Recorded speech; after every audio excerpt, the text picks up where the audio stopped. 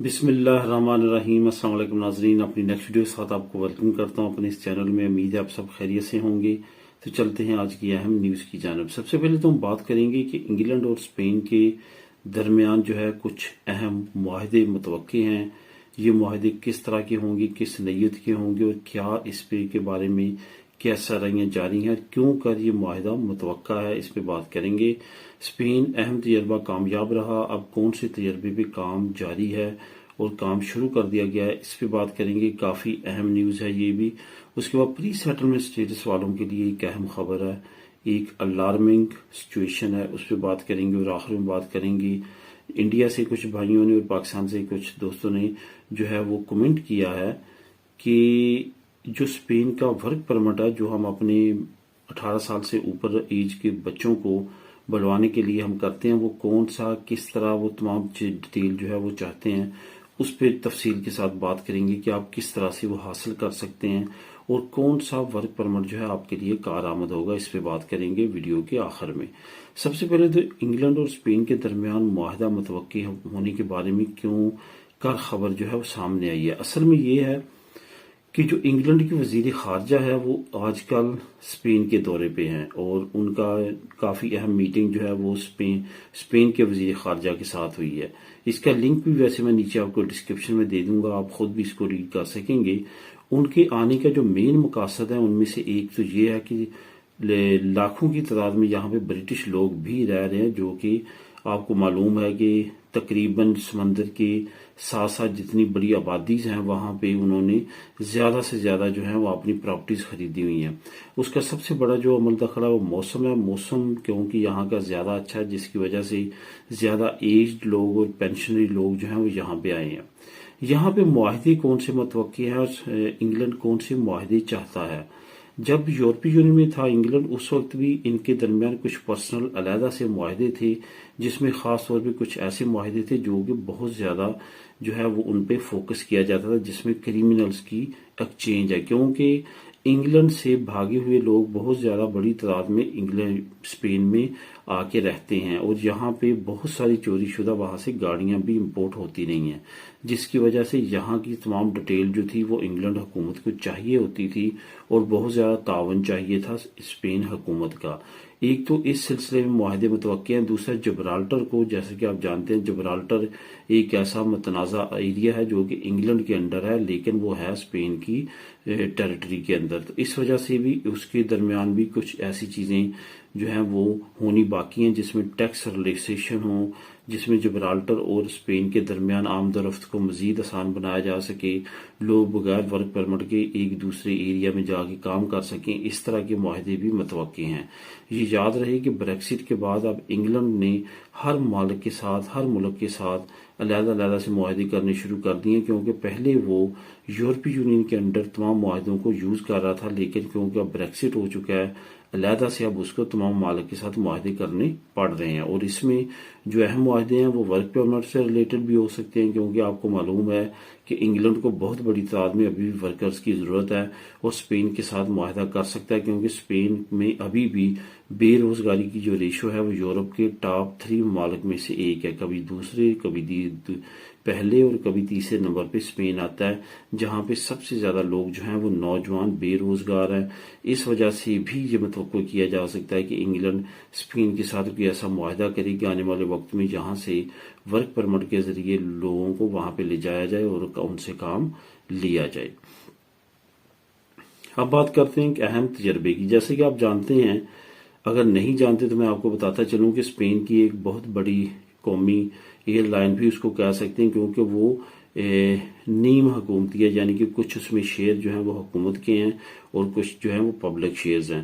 تو وہ air line ہے وولنگ ایئر لائن جو ہے وہ تقریباً یورپ کے تمام ممالک میں جاتی ہے، اس کے ساتھ ساتھ افریقہ کے بہت زیادہ ممالک میں جاتی ہے، ساؤتھ امریکہ کے ممالک میں جاتی ہے، ایشیا کے ممالک میں اتنی زیادہ وہ نہیں جاتی، لیکن یہ اہم ایئر لائن ہے جس پہ حکومت کافی اہم تجربات کرتی رہتی ہے۔ ابھی انہوں نے نیا تجربہ کیا ہے جس پہ کام بھی شروع کیا، اور یہ تجربہ اپنی نوعیت کا پہلا تجربہ ہے۔ اس تجربے میں یہ کہا گیا ہے کہ نہ تو آپ کے پاس پاسپورٹ، نہ آپ کے پاس ٹکٹ، نہ آپ کی کوئی آئیڈینٹی، کوئی بھی کسی طرح کا بھی آپ کے پاس ہونا ضروری نہیں ہے۔ صرف اور صرف آپ نے ایک مینول مشین ہوگی جو ایئرپورٹ پہ نصب ہوگی، وہاں پہ آپ نے اپنا سارا ڈیٹا ڈالنا ہے، آپ نے سامنے کھڑے ہو جانا ہے، اس نے آپ کو سکین کر لینا، خاص طور پہ آپ کے چہرے کو سکین کر لینا ہے۔ جیسے آپ کا تمام وہ پروسیس کمپلیٹ ہوگا تو آپ جا کے ڈائریکٹ جو ہے وہ جہاز میں بیٹھ سکیں گے، کسی جگہ پہ بھی آپ کو چیک نہیں کیا جائے گا، کوئی بورڈنگ کے بعد کوئی بھی ایسا پروسیس نہیں ہوگا جس میں آپ کی آئیڈینٹیفیکیشن، آپ کے ڈاکومنٹس، آپ کا یہ تمام پروسیس ہوگا۔ آپ نے ڈائریکٹ جا کے جہاز میں بیٹھنا ہے۔ یہ تجربہ جو ہے کافی کامیاب رہا ہے، تو بولنگ نے اس پہ تجربہ کرنے کے بعد اب مزید جو ہے اس پہ آگے اس کو بڑھانے کا فیصلہ کیا اور مزید اپنی ایئر لائنز میں یہی سسٹم جو ہے وہ لانچ کرنے جا رہی ہے۔ یہ آپ کو بتاتا چلوں کہ پہلے ہی دنیا جو ہے وہ ای سے گیٹ کی طرف جا رہی ہے، ای پاسپورٹ کی طرف جا چکی ہے۔ آپ کو معلوم ہے کہ آپ کمپیوٹرائز پاسپورٹ ای گیٹ پہ آپ لگائیں گے تو گیٹس خود بخود اوپن ہو جائیں گے، وہاں پہ آپ کو سٹیمپس کی بھی ضرورت نہیں۔ اس طرح کے معاملات کافی تیزی کے ساتھ بڑھ رہے ہیں، اور اس کا سب سے بڑا صحرا جو ہے وہ کرونا وائرس کو جاتا ہے۔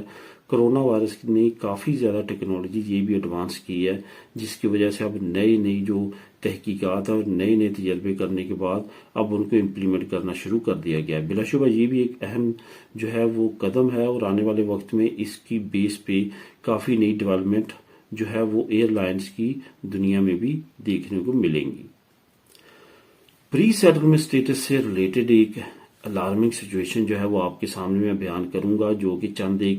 لوگوں کے ساتھ جو ہے وہ درپیش آئی ہے، جس میں کچھ دوست بھی ہیں۔ یہاں پہ آپ کو بتاتا چلوں کہ وہ لوگ جنہوں نے پری سیٹلمنٹ اسٹیٹس اپلائی کیا اور سکون کے ساتھ واپس اپنے یورپی ملک میں آ گئے اور جہاں پہ آگے اپنے معاملہ چلانا شروع کر دیے اور یہ سوچا کہ ہمارا پری سیٹلمنٹ اسٹیٹس تو اوکے ہو چکا ہے، اب کوئی بھی کسی طرح کا مسئلہ نہیں ہے۔ ایک طرف تو یہ کچھ ایسے لوگ جنہوں نے وہاں پہ کچھ ٹائم کام کیا اور کام کرنے کے بعد وہاں سے ایگزٹ ہو گئے، اپنا ٹیلی فون نمبر وہیں پہ چھوڑا کسی عزیز کے پاس اور خود ادھر آ گئے اور یہاں پہ آ کے کام شروع کر دیا اور یہ سوچا کہ ایوری تھنگ از اوکے، اب میں وہاں کا بھی شہری ہوں اور یہاں کا بھی شہری ہوں۔ اس تمام سچویشن کو دیکھتے ہوئے اب کچھ ریزلٹس آنا شروع ہو چکے ہیں۔ ریزلٹس اتنی تیزی کے ساتھ آئے ہیں کہ لوگوں کو سمجھ ہی نہیں آئی کہ ان کے ساتھ ہوا کیا ہے۔ اس میں ریجیکشن کے ریزلٹس بھی کافی زیادہ ہیں، حتیٰ کہ چھوٹے بچوں کی فیملیز کو بھی ریجیکشن کا سامنا کرنا پڑا ہے۔ اس کی سب سے بڑی وجوہات 2-3 سامنے آئی ہیں۔ ایک تو فیک ڈاکومنٹس، دوسرا سب سے بڑی جو الارمنگ سچویشن ہے وہ یہ ہے کہ بہت بڑی کمیونٹی یورپی یونینز کی ایسی ہے جنہوں نے وہاں کے پری سیٹلمنٹ اسٹیٹس لیا اور وہاں سے ایگزٹ کر گئے، واپس یورپی ملک میں آ گئے۔